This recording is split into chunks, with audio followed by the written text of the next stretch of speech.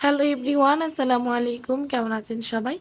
আশা করছি সবাই ভালো আছেন। আমি আলহামদুলিল্লাহ ভালো আছি। মুক্তাজ ফ্যামিলি ব্লগের আরও একটি ব্লগ দেখার জন্য আমি আপনাদের সবাইকে ওয়েলকাম করছি। এটা ছিল কক্সবাজারে আমাদের আরও একদিনের ভিডিও। এটা ছিল রাত্রেবেলা আমরা একটু মার্কেটে গিয়েছিলাম। যেহেতু দিনের বেলা বাচ্চাদের নিয়ে ঘোরাঘুরি করে অনেক বেশি টায়ার্ড ছিলাম, বাচ্চারাও টায়ার্ড হয়ে গিয়েছে। তো আমরা হোটেলে যাওয়ার পরপরই কিন্তু বাচ্চারা ঘুমিয়ে পড়তো, মানে তেমন বেশি জ্বালাইতো না।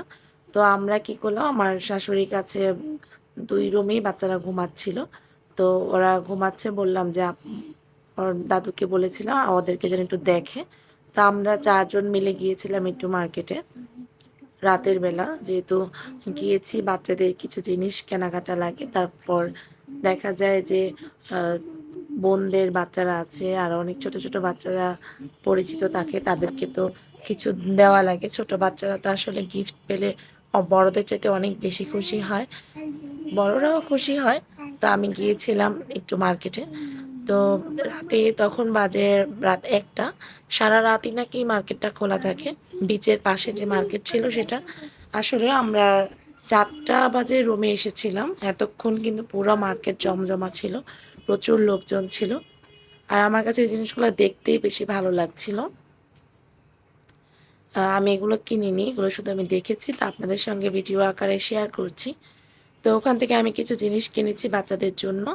আমার বোনদের বাচ্চারা আছে, আমার বাচ্চারা আছে, সবার জন্যই টুকিটাকি জিনিস কিনেছি।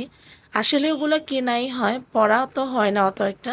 বাচ্চারা দেখা যায় পেলে খুশি হয়, তাই নিয়েছিলাম। তারপর আমরা এই যে একটা বড় আচারের দোকানে গিয়েছিলাম, যেখানে সব ধরনের আচার, বাদাম, চকলেট সব পাওয়া যাবে।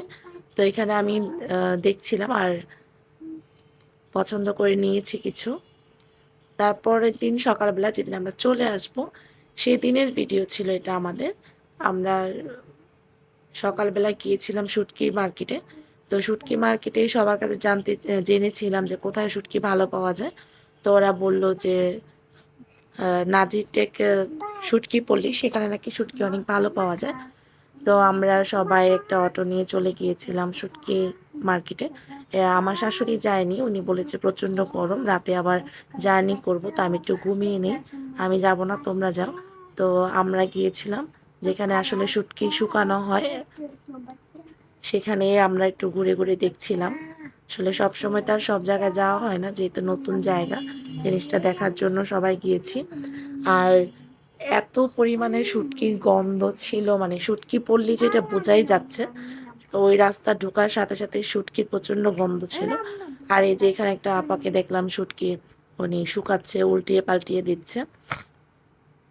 যেই রোদ ছিল, মানুষই তো শুটকি হয়ে যাবে কিছুক্ষণ দাঁড়িয়ে থাকলে, মাছ তো শুটকি হবেই। তো যাই হোক, আমরা একটু ঘুরে ঘুরে দেখছিলাম। আর এগুলো নাকি চুরি শুটকি ছিল। তো মেবি আমরা এখান থেকে দেখে আবার চলে যাই শুটকি মার্কেটে, মানে যেখানে বিক্রি হয় আর কি, দোকানে। আর এখানে প্রচুর পরিমাণে শুটকি ছিল, মানে কত ধরনের শুটকি যা বলার বাহিরে। এখানে তো এই একটা কি মাছ জানি না, এটা উঁচা করে আছে, শুটকিও নাকি এটা। তারপরে চিংড়ি মাছ, মানে যেদিকে তাকাচ্ছি শুধু শুটকি শুকানো হচ্ছে। তারপর আমরা একটা দোকানে চলে গেলাম। আমাদের যে অটোওয়ালা ড্রাইভার ছিল, উনি বলল যে যেই মানে এই মার্কেটে আপনি ভালো পাবেন, বললো এই দোকানটাতে। তারপরে আমরা আবার কিছু দোকান একটু দেখেছি, দেখে তারপর নিয়েছি। আসলে যে জিনিসটা আমরা রেগুলার কেনাকাটা করি না, এটা কিন্তু দোকানদারের উপর ভরসা করে নিতে হবে, কারণ কোনটা ভালো মন্দ এটা উনিই ভালো বলবে। তবে আমার হাজব্যান্ড একটা কথাই বলে, যে ওনাকে বলেছিল যে টাকাটাই 10 টাকা এদিক সেদিক বেশি হতেই পারে, কম বেশি নিতেই পারেন, কিন্তু ভালো জিনিসটা দিবেন। টাকাটার চাইতে ভালো জিনিসটা যদি দেন, তখন আমার কাছে এটা ভালো লাগবে। আর যদি টাকা দিয়ে যত মন মতোই নেই না কেন, যদি দেখি যে পরবর্তী জিনিসটা ভালো না, তখন কিন্তু অনেক বেশি খারাপ লাগে। তারপর আমরা এই দোকানে অনেকগুলো শুটকি উনি আমাদের দেখাচ্ছিল কোনটা ভালো, কোনটা একটু ভিন্ন রকম আছে, মানে দেখতে একই রকম হলেও নাকি একটু ভেদা থাকে। তো দেখছিলাম, আর প্রচণ্ড গরম, সেটা তো না বললেই না।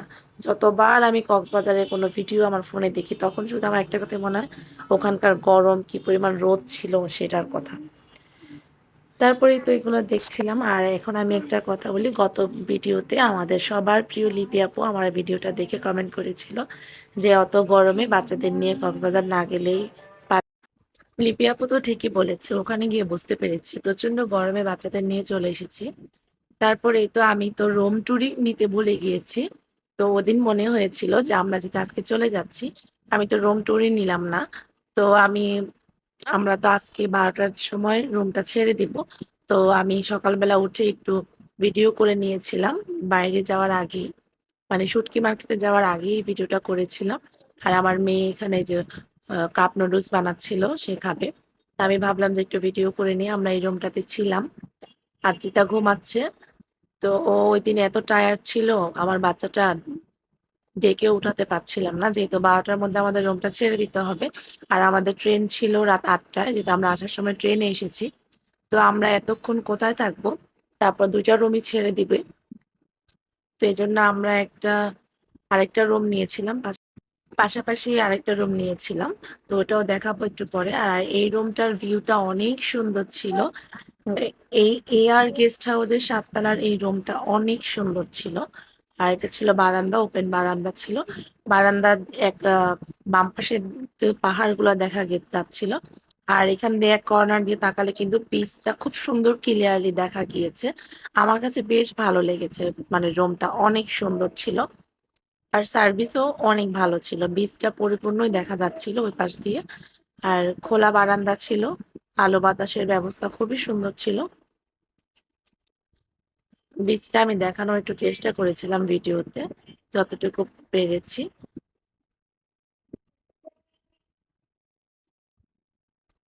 আর এই তো এই রুমটা এখন এলোমেলো আছে, যেহেতু আমরা একটু আগে ঘুম থেকে উঠেছি, তাই একটু এলোমেলো আছে। আর এই যে পাশাপাশি সেম রুমটাই আরেকটা নেওয়া হয়েছে। এখানে সাফওয়ান ঘুমাচ্ছে। আর সবাই মনে হয় যে রেডি হচ্ছে বাইরে যাবে নাস্তা করার জন্য। আর এখন আমরা দুইটা রুম যেহেতু 12টা ছেড়ে দিব, তো আমরা আবার এই রুমটা আজকের জন্য নিয়েছি, শুধু শুধু আজকের জন্য, মানে যেহেতু বাচ্চা আছে তারা তো আর সারাদিন বাইরে থাকতে পারবে না। তো এই রুমটা নিয়েছিলাম আমরা শুধু আজকের জন্য। তা আমাদের ট্রেন যেহেতু 8টায়, আমরা রুমটার থেকে চলে যাব 6টার মধ্যে চলে যাওয়ার কথা। আর এই তো যেই কাজ সেই কথা, আমরা এখানে একটু ছিলাম।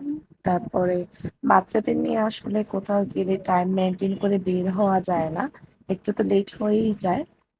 তো আমাদেরও ওইদিন ট্রেন ধরতে অনেক লেট হয়ে গিয়েছিল।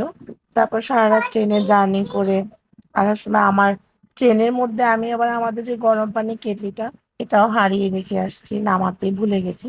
আর ট্রেনটা এত অল্প সময় স্টে করেছিল, ব্যাগগুলো নামাতে নামাতে নিজেরা নামতে নামতেই কিন্তু আমাদের, মানে তারা ট্রেন ছেড়ে দিয়েছে।